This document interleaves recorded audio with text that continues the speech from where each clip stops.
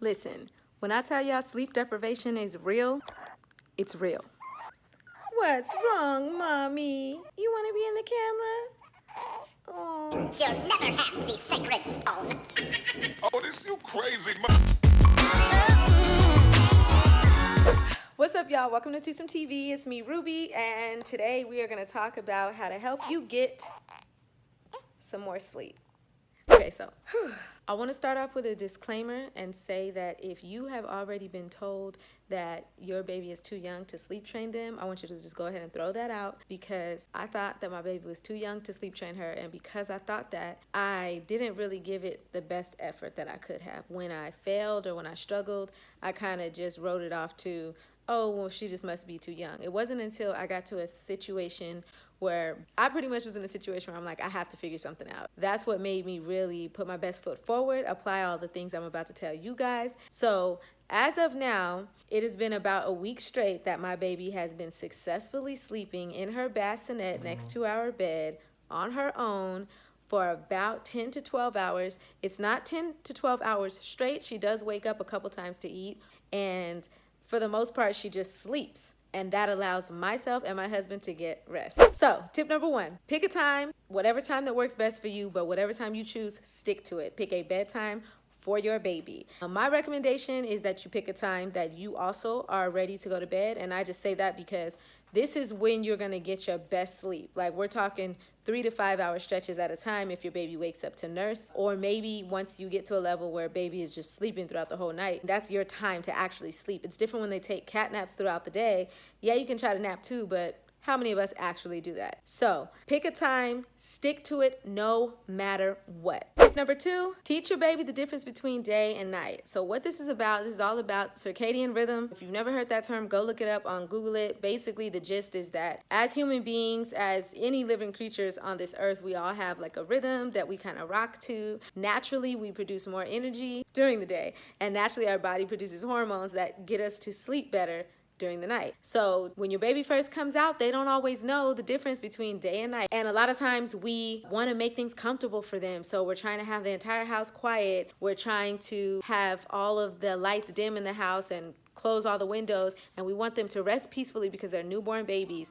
But that's not good, because that means it's always going to feel like nighttime to them. You need to teach them that it's daytime and it's nighttime. And at nighttime is when you sleep your best sleep, and during the day you just nap. That only took a couple days for me to actually just teach my daughter. All I did was pretty much leave the windows open during the day, and at nighttime make the room as close to pitch black as I possibly could, and keep it that way. Keep the energy low at night. Don't do too much talking, none of that, so that she can be peaceful. And during the day, vacuum, wash dishes, whatever it is you have to do, and she's just gonna have to adjust. He or she.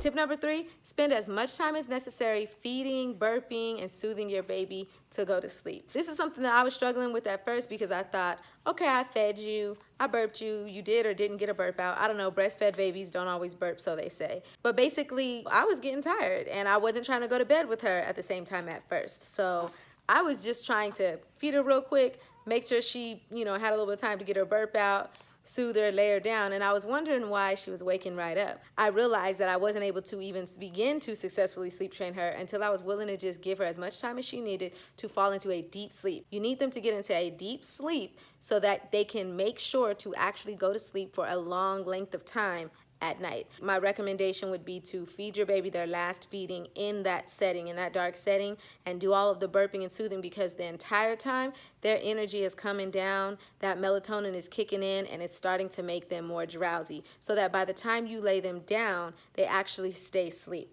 Another thing to consider, I'm not going to actually say this is necessary, but for a lot of people it is, so this may work for you, but white noise. White noise is something that I did begin to implement during the sleep training process, and because I was implementing all the other things at the same time as the white noise, I felt like the white noise was the reason why my baby was staying asleep. But since then, for the last couple days, I didn't use the white noise, and I realized she still stayed asleep. So I don't really know. You can let me know in the comments below if that's something that you've had success with or not, but white noise, if your baby's not sleeping right now, try everything. So try the white noise during the time when you're feeding, you're burping, and doing all that stuff.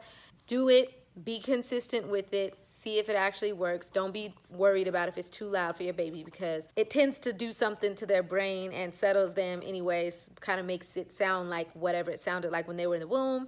So they say, so that's fine. But at this time, when you're putting baby down is when you're gonna turn the white noise on. And like I said, you're gonna keep it on. Tip number 4, whatever the atmosphere is gonna be for your baby to go to sleep at night, stay consistent with that atmosphere.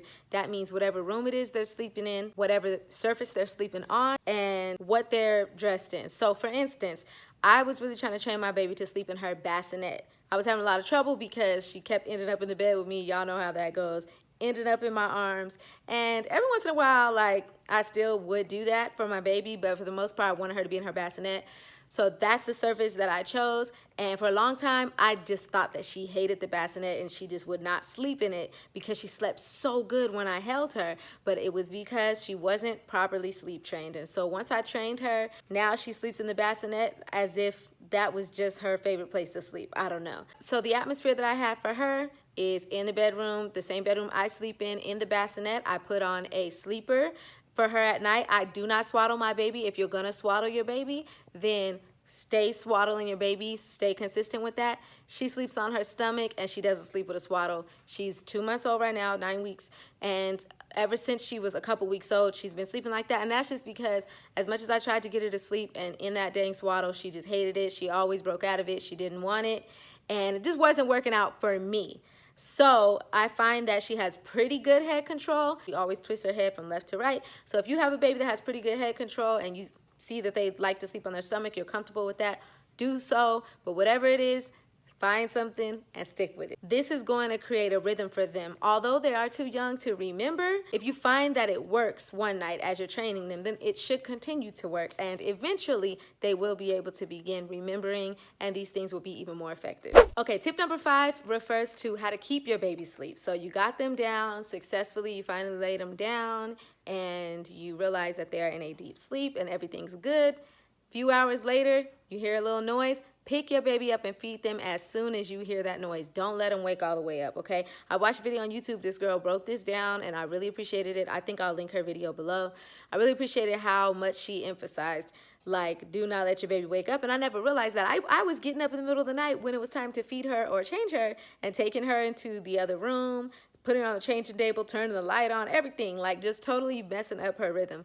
She says, no, keep them asleep. Like, you want to be able to feed your baby while her eyes or his eyes are still closed. You want to change them the same way. Now, obviously, sometimes they're really gassy or fussy, going through some things, and they'll wake up. And that's when you know that there's a problem that you need to address. But for the most part, they should stay asleep. My daughter, on successful nights, she'll just wake up. Like, I'll just hear a little cry sometime between her 3rd and 5th hour of being asleep. And I'll just grab her real quick, put her on the boob. She'll nurse for about 5-10 slow minutes and she will go back to sleep. So that's what I would say. Whatever it is that you do, keep your baby asleep when they wake up for their dream feeds in the middle of the night. Tip number 6, take all the time necessary to learn your child's needs. You may have a baby that needs something unique. That's okay. Every baby is a little bit different. Spend time with your child, paying attention to them. You know, I learned that my baby tends to get gassy, and so her gassiness and fussiness is what was keeping her up so much. So now, routinely, I check to see how gassy she is when it's about an hour before it's time for her to go to bed. I know, mama. And then I bust out that gripe water, y'all. If y'all have never heard of gripe water, I'm going to link it below. If you're not already using it, if you see that your baby tends to be unnecessarily fussy, they're crawling on you, digging their nails into you, just being real agitated. You've already fed them, you know, you've burped them, and you've soothed them, and they seem to still be waking up out of their sleep. Very likely they're gassy. And so taking the time to get to know my child really helped me to realize every single day I have to give her gripe water. At some point, she just might be a little gassy or fussy, and that has helped me a lot. Side note, if you are going to use the gripe water, make sure to give it to them before you feed them, because I made the mistake of trying to give her gripe water after feeding her and she just threw it all up each time. Tip number 7, you may have to change their sleeping conditions a little bit when the sun begins to rise. So if your bedtime is really late like mine is, then the sun will eventually come up and say, let me tell you, for instance, my daughter lays down at 1 a.m. every night. After I trained her, like, it only took a few days for her to start actually getting really drowsy and sleepy and always be ready for sleep, for deep sleep at 1 a.m. Lately, she's been sleeping longer stretches. She started out just sleeping 3 hours, then 4 hours, and last night I think she went like 5 hours before she woke up the first time. So by the time she woke up, it's around 6 in the morning, the sun is up. So I nurse her, tend to her, whatever, and then I lay her back down. But now that the sun is up, then she's not as comfortable going in her bassinet because the sun kind of shines right there. So I get out of the bed and I get my day started around that time, and I just lay her in my spot in the bed. That works for me. Just don't be surprised if you have to adjust the conditions of their sleeping a little bit to accommodate for the fact that the sun came up. And if they're still in the middle of sleeping and you have blackout curtains, even better. Just keep your blackout curtains in your room, and then you don't have to adjust anything. And tip number 8, never give up, ever, on anything. No, but for real, please don't give up. If you guys have any questions or concerns about this, please leave them in the comments below. I'm pretty sure there'll be other women watching this video that are willing to comment as well. My baby is hungry now, and it's time for me to feed her. So it's been nice chatting with you. And make sure you subscribe to Twosome TV because it's our new family channel. Oh, mommy. Okay. Where y'all gonna see a whole bunch of the real. Thank you for subscribing and watching this video. Share with your friends and family if you think it's gonna help them, because we all need help in this department, y'all. Don't be stingy, all right? Deuces.